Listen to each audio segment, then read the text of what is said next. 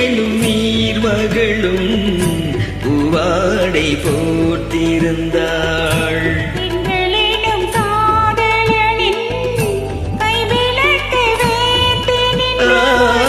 பொய்கை எனும் நீர்மகளும் பூவாடை போர்த்திருந்தாள்.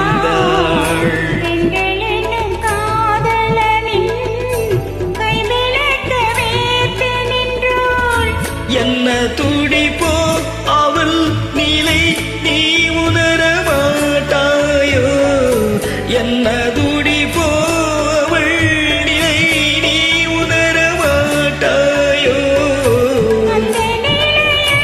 அந்த சுகத்தை நான் உணர காட்டாயோ, ஆயிரம் நிலை